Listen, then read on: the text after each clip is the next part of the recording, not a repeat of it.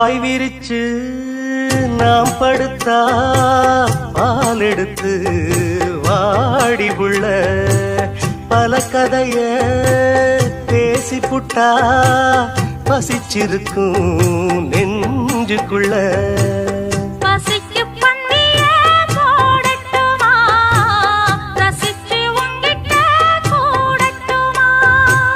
தவிச்சு நித்தமும் கேட்கட்டுமா புடிச்சு கையில சேர்க்கட்டுமா